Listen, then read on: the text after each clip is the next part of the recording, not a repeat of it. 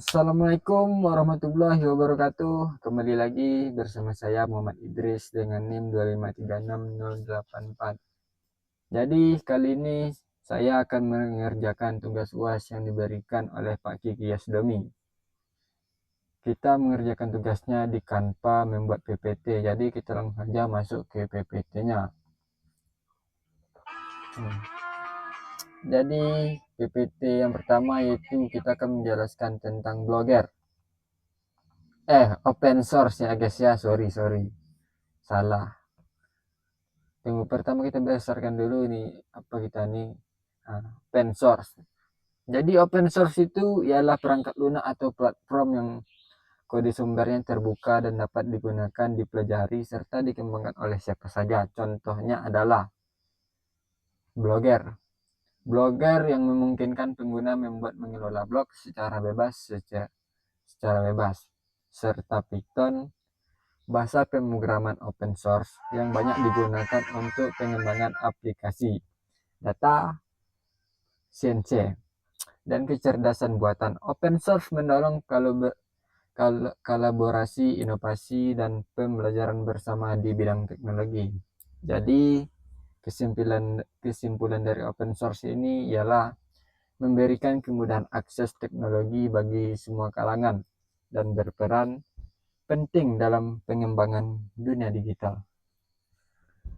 Dengan sifat yang terbuka, open source membantu mahasiswa dan masyarakat untuk belajar, berkreasi, serta pengembangan teknologi secara mandiri dan berkelanjutan. Oke, langsung saja kita masuk ke slide kedua.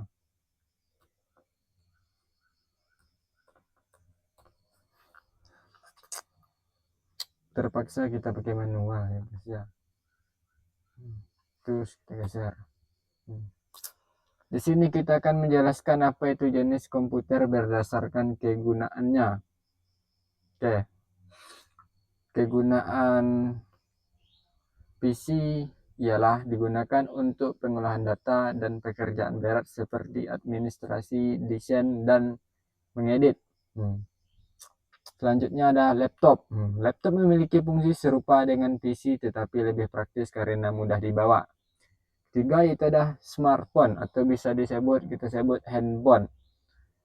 Jadi handphone ini berfungsi sebagai komputer mini untuk komunikasi dan akses informasi secara cepat.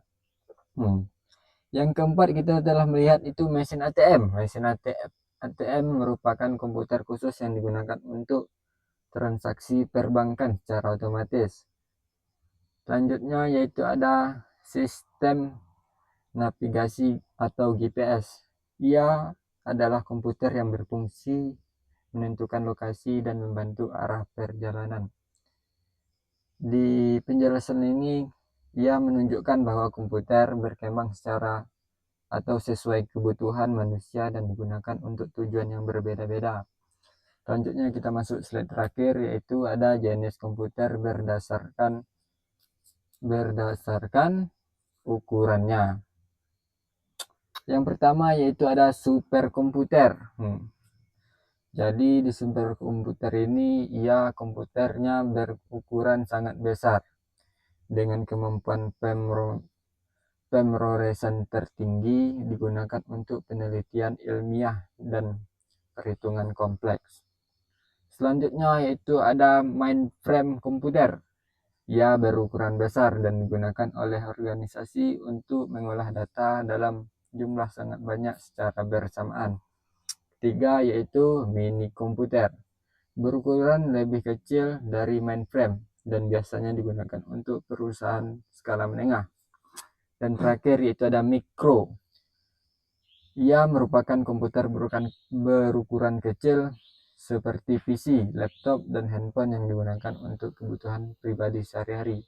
Jadi penjelasan dari semua ini ia menunjukkan bahwa semakin besar ukuran komputer, semakin besar pula kapasitas dan fungsi yang dimiliki. Jadi bye-bye buat kalian semua, guys saya dan Bapak Kiki Yasdomi.